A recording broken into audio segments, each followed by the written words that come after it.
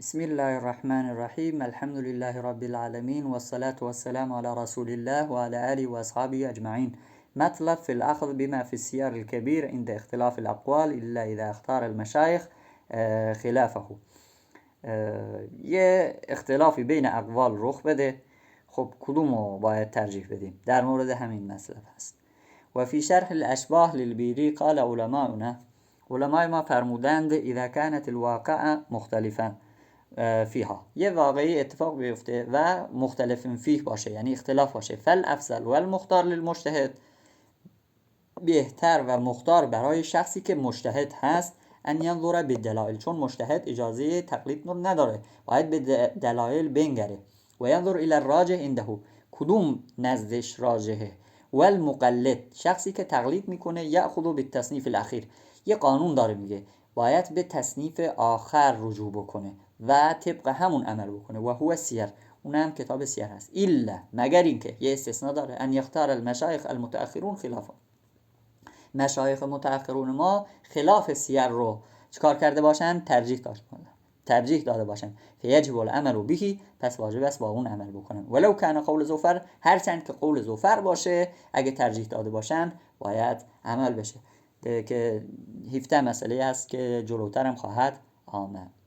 و یجمع 6 کتاب الکافی للحاکم الشهید فهو الکافی، کتاب های ششگانه رو کتاب کافی حاکم شهید جمع کرده. فهو الکافی، این کافی هست، میگه برای مردم از کتاب های ششگانه اینا رو بی‌نیاز میکنه.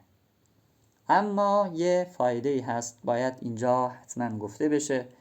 و یجمع 6 کتاب الکافی، این قول که شایع شده نزد کثیر متأخرین که کتاب کافی مختصر کتاب‌های پنجگانه است، این خطا هست. بل کتاب کافی مختصر کتاب اصل، یعنی مبسوط هست فقط.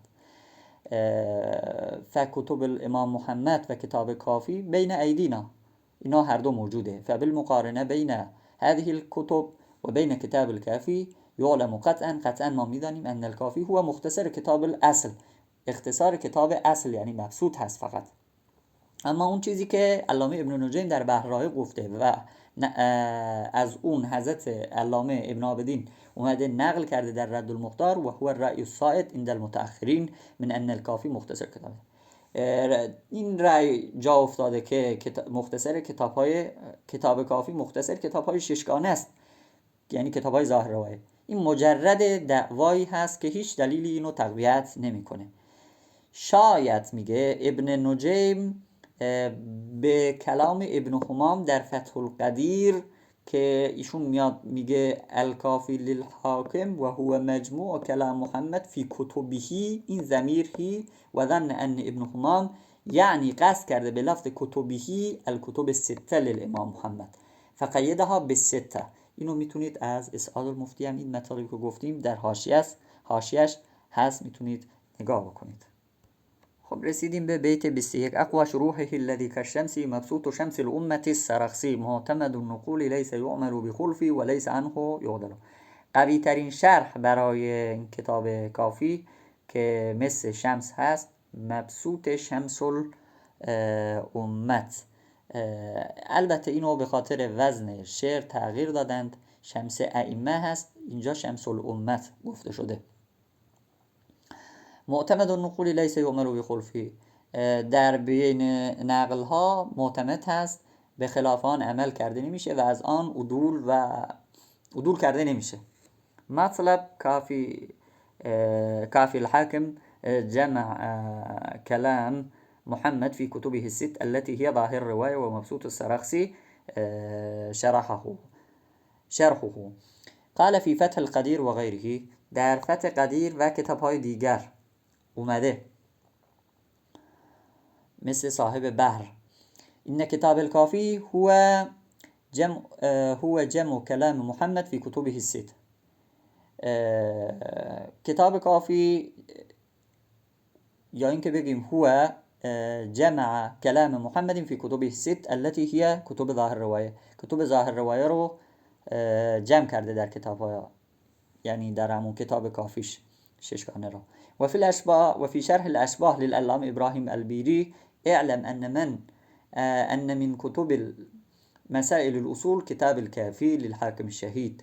از کتب مسائل اصول کتاب کافی حاکم شهید هست و هو کتاب معتمد فی نقل المذهب. در نقل مذهب کتاب معتمدی هست.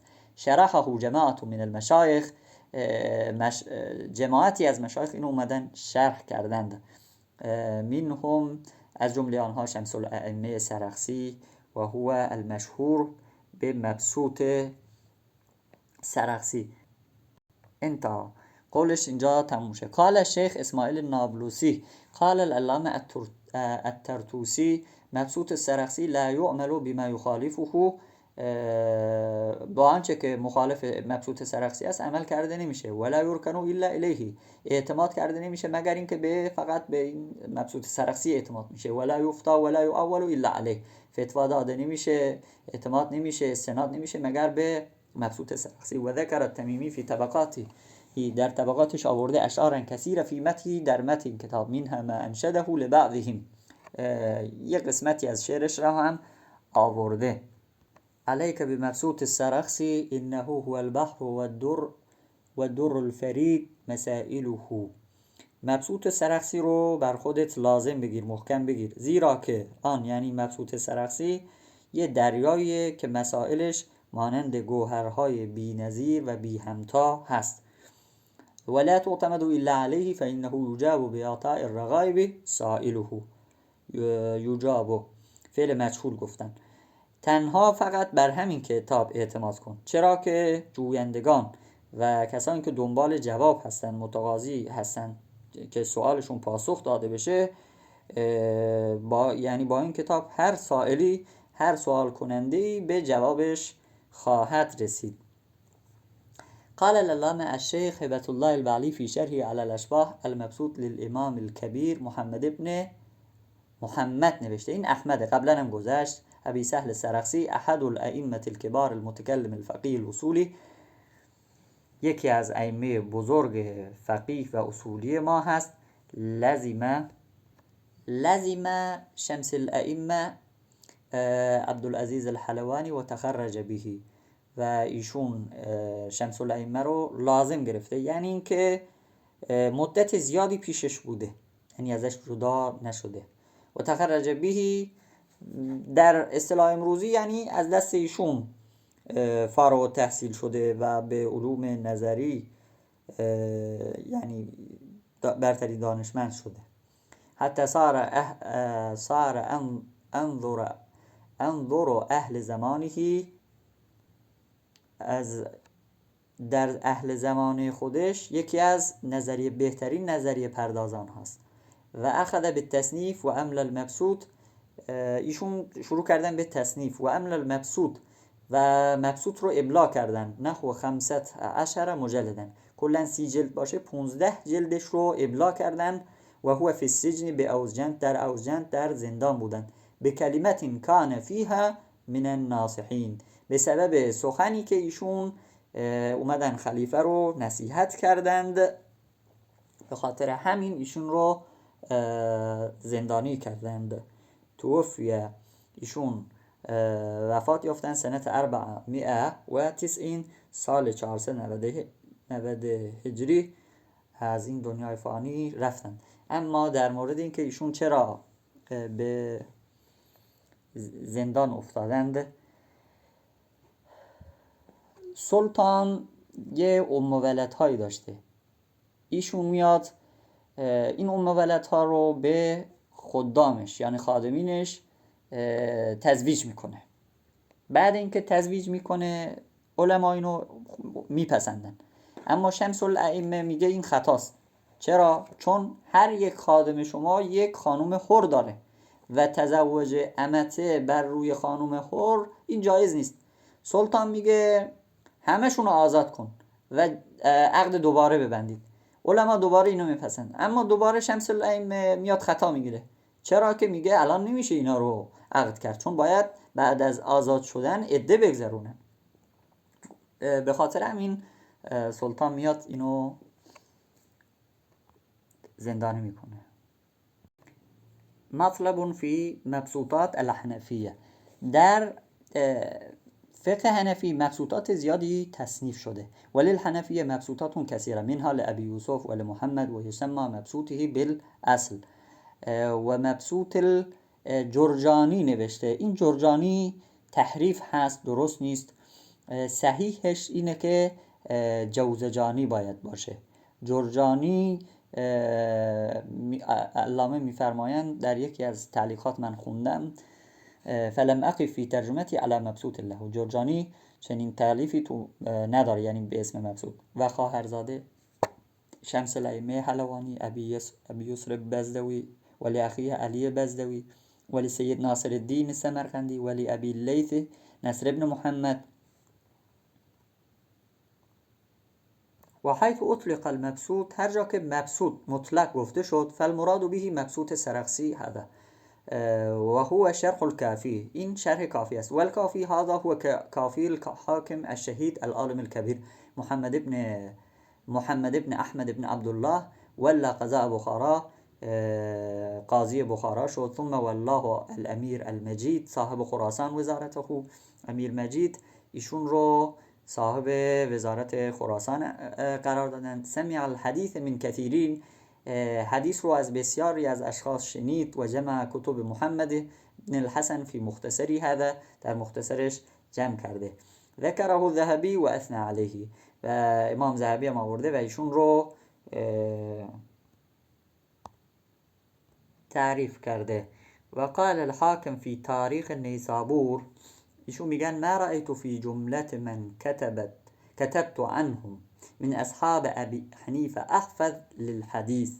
حاکم ابو عبدالله میفرمایند من از در بین محدثین حنفی مسلکی که نزد آنها علم حدیث رو رفتم آموختم یاد گرفتم، فردی رو بهتر از حاکم شهید در حفظ احادیث ندیدم. میگه ما رأیتو و اهدا به رسومیه، و آگاه از رسوم یعنی قواعد، و افهم له منه، و فهمیده تر نسبت به مفاهیم احادیث من که میگه ندیدم. قتل ساجدا فی ربیع الاول سنه 34 و 300، سال 334 ایشون در حال سجده به درجه رفیع شهادت نائل میشن.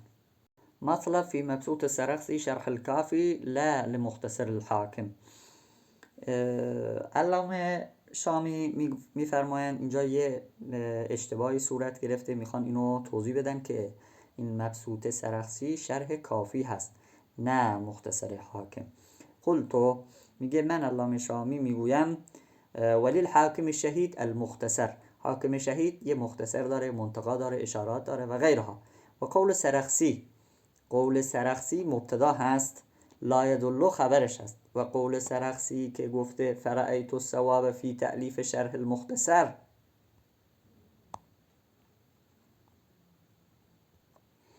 من مناسب دیدم که شرح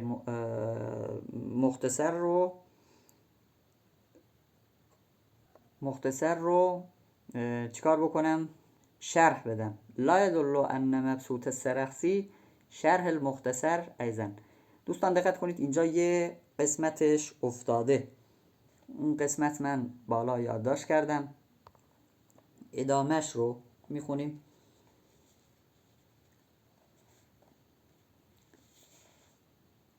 از قول سرخسی دلالت بر این نداره که مبسوط سرخسی شرح مختصر هست، لا شرح کافی، کما اینکه توهم کرده اینو خیرالدین رملی در حاشیه‌اش برای اشباح فإن الکافی مختصر، گفته کافی مختصر هست.